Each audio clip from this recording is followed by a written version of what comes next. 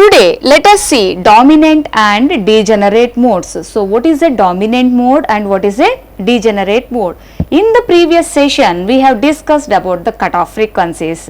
So, now based on the cutoff frequency, we are going to find out whether the mode is a dominant mode or not, whether the mode is a degenerate mode or not. Let us see. So,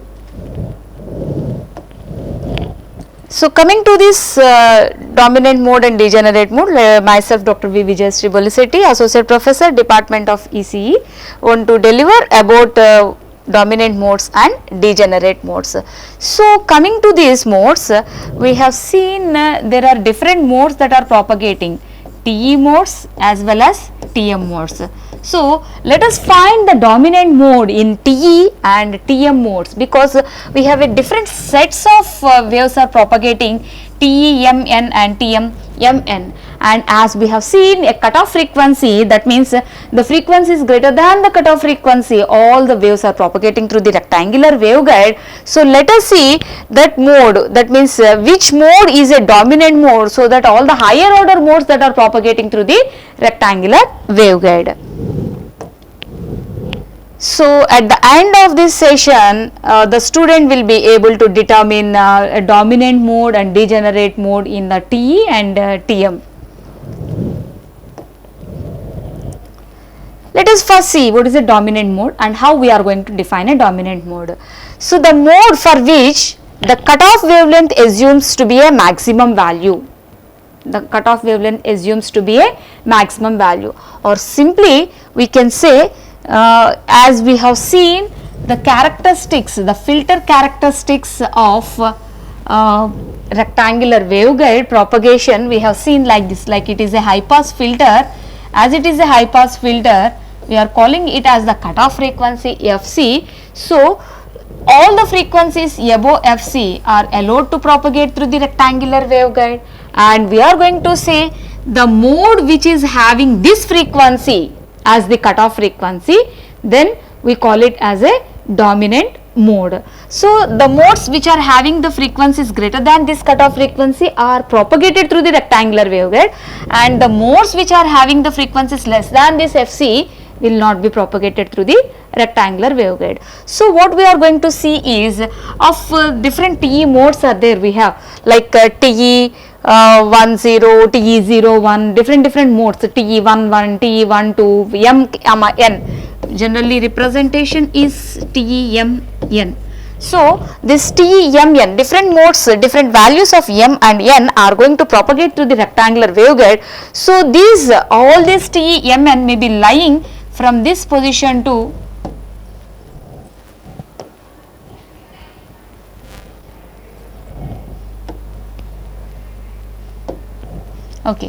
from here it may be lying, all the modes may be having different values of M and N. So, the modes which are having the frequencies lie in this region will be attenuated, and which are having the frequencies in this region will be allowed to propagate. So, we need to find out that where at this particular position which mode is propagating, and we call that mode as the dominant mode.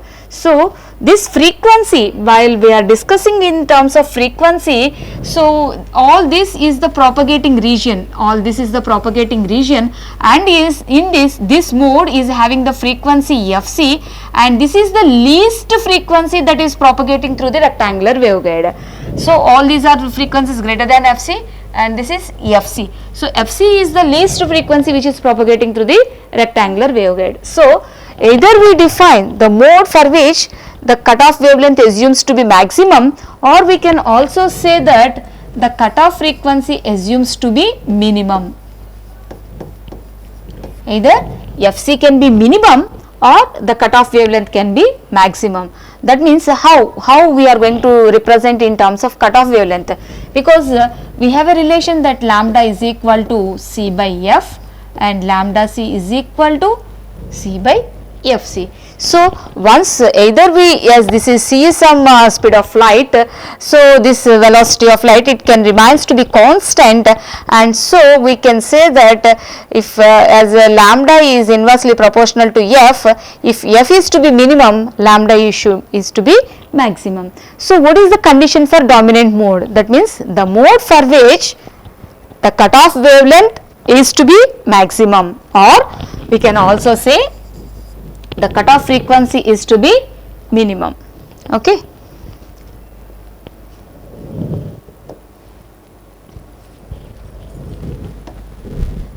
So now let us see our cutoff frequency expression, that Fc is equal to c by 2 root n by b whole square plus m by a whole square. So as we know Fc, we can also find lambda c.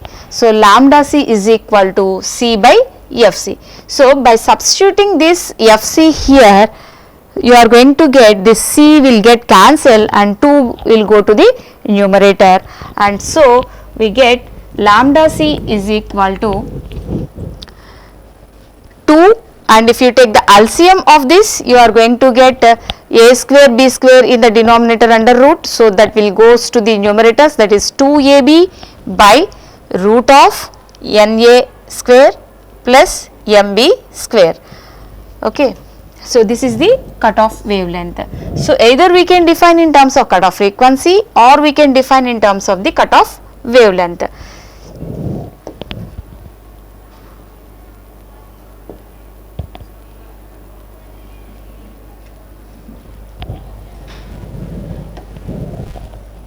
Right. So for as this cutoff wavelength is depending on m and n values, we can say that lambda c m n is equal to, we are simply changing this lambda c as lambda c m comma n, which is equal to 2ab by root na whole square plus mb whole square. So this is our equation 7, and based on this cutoff wavelength, now we are going to determine whether that particular mode is going to propagate through the rectangular waveguide or not. For example, if you take TE wave,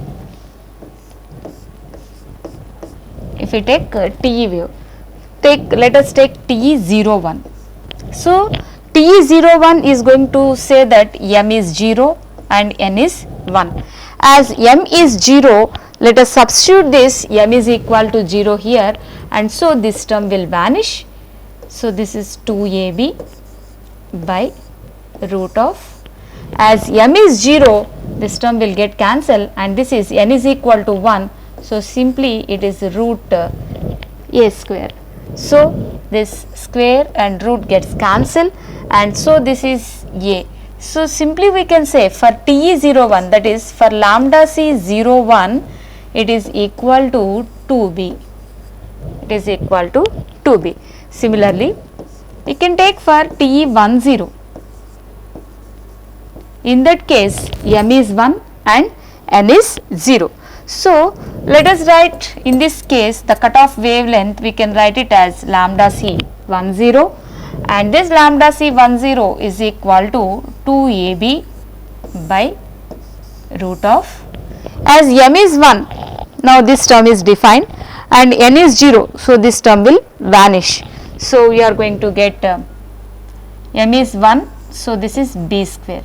So b square under root will get cancelled, and b in the denominator and numerator gets cancelled, so this is equal to 2a. Okay. So for TE10 mode it is 2a, and for TE01 mode it is 2b. And why don't we take TE00? Because if you take our TE expression, TE expression, we can represent it as Hz is equal to C cos m pi by a x cos n pi by b y e power j omega t minus gamma z. Now if you take t 0 0, 0 0 means m is 0 and n is 0, and if m is 0, this cos term results 1, n is 0, this cos term also results 1, and so simply we can write this hz is equal to some constant c into e power j omega t minus gamma z. It is independent of x and y, and if you derive any field expression, that is either ex, ey, hx, hy, they are dependent on differentiation of this hz with respect to x or with respect to y. So as there is no x or y term and simply it appears to be a constant, all these field expressions will be 0. So all the field expressions are going to vanish in this TE mode for T 0 0, for m is 0 and n is 0. So due to this case, this T 0 0 do not exist in the rectangular waveguide. Okay, and similarly if we take for Tm,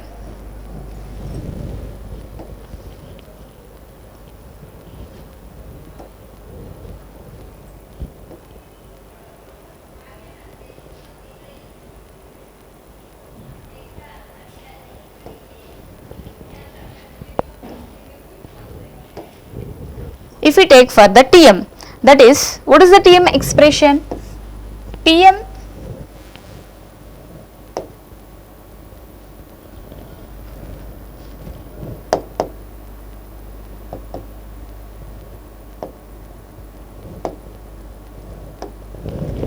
if we take the Tm expression, Tm transverse magnetic field Ez is equal to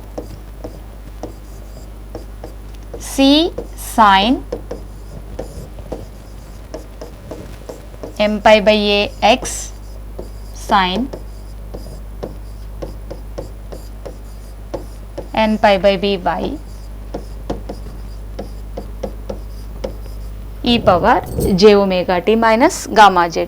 So here in this Tm, if you take m n 0 0, m is 0, n is 0, sin 0, so Ez vanish. Already Tm we are saying, that means here Hz is equal to 0. So as Ez 0, Hz 0, all the field components will vanish. And similarly if you take Tm 0 1, either of this is 0, that is if m is 0 or n is 0, this sign terms will vanish. So obviously for Tm 1 0 and Tm 0 1, this Ez is going to be 0.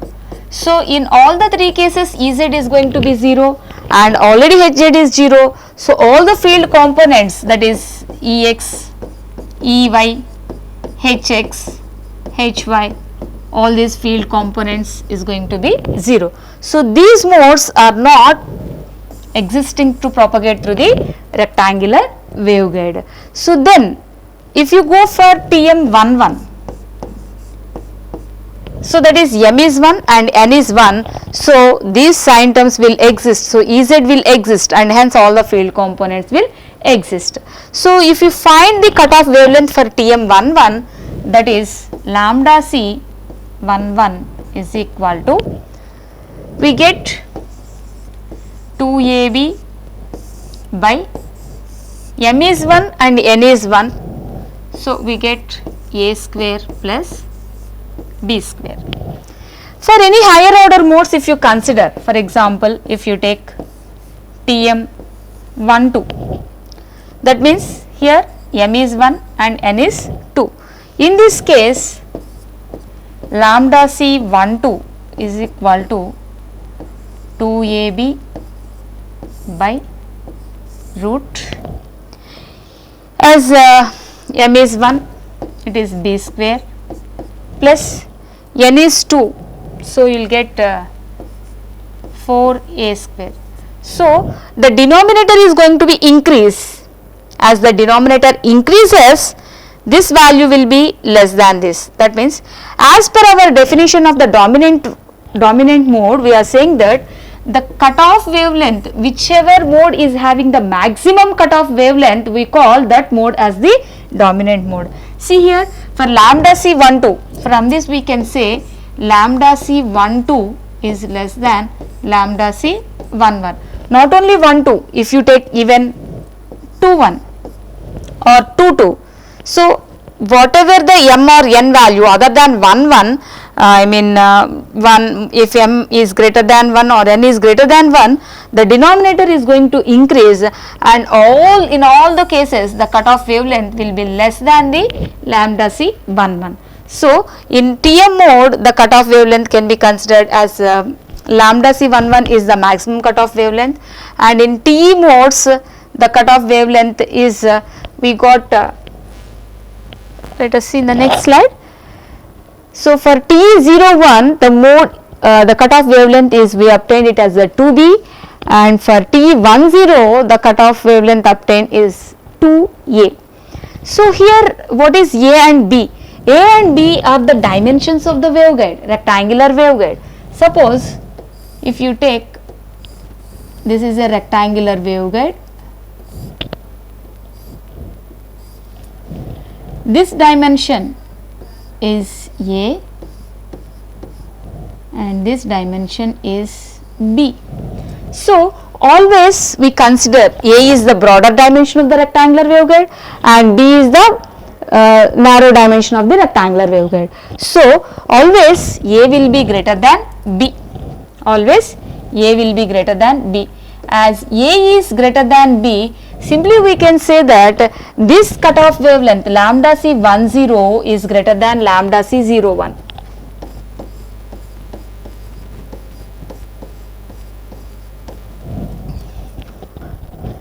So we can say that this lambda c 10 is the maximum wavelength in TE modes, TE10 mode can be considered as the dominant mode.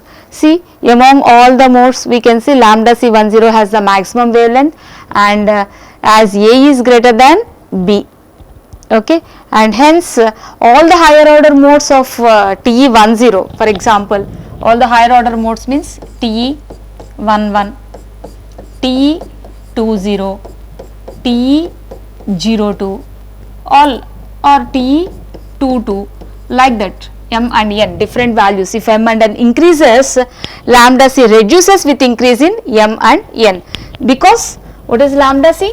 Lambda c is equal to 2ab by root of m square b square plus n square a square. So as m and n lies in the denominator, if m and n increases, automatically lambda c reduces.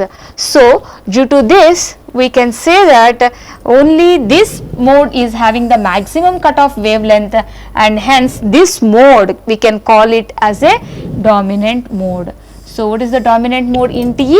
It is TE10 mode. Hence TE10 mode is the dominant mode in rectangular waveguide. Similarly, we have derived that, we have seen that TM11 is having the maximum cutoff wavelength and all the lower order modes are not possible. So the minimum possible mode in TM is TM11 and its cutoff wavelength we have already obtained, and so this mode is the dominant mode in the rectangular waveguide. So for all the higher order values of m and n, as the lambda c reduces, so the cutoff wavelength of all the remaining components is less than this cutoff wavelength lambda c 11, and hence TM11 is the dominant mode in the rectangular waveguide. So then let us see how we define a degenerate mode. So degenerate mode can be defined as more than one mode if we are having the same cutoff frequencies, then we can call that mode as the degenerate mode. For example, let us take TE01 mode, TE01.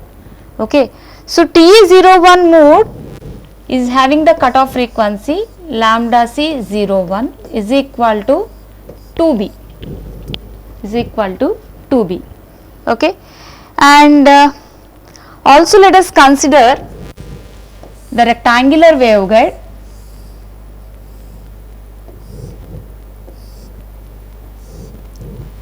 This is the broader dimension A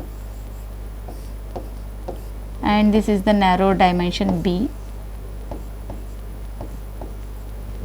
And let us consider here, suppose this A is equal to 2B. That means if this narrow dimension is 1 centimeter, this wider dimension will be 2 centimeter. First, suppose if it is maintaining this ratio, this rectangular waveguide is maintaining this ratio, then if we take the mode TE20, so TE20 means it is M is 2 and N is 0 and it is 2AB by root of M square B square, that is 2 square B square plus N square A square 0. So simply we can write it as this is 2AB by 2B. So 2 gets cancelled, B gets cancelled and this is equal to A. So lambda C20 is equal to A and lambda C01 is equal to 2B. But we have A is equal to 2B. So that means simply we can write this is also equal to 2B. That means these two cutoff wavelengths are same. So these two modes can be called as a degenerate modes. These two modes can be called as degenerate modes. Two or more modes having the same cutoff frequency are called degenerate modes. Okay. So if they have the same cutoff frequency, then we can call those modes as the degenerate modes. Okay, so let us come to the conclusion of this. So we have degenerate modes and dominant modes we have discussed. So degenerate modes means which are having more than two modes are having the same cutoff frequency, and dominant modes we have found out that in TE the dominant mode is TE10 and in TM the dominant mode is TM11. So these are the dominant modes in TE and TM, and degenerate modes we have discussed.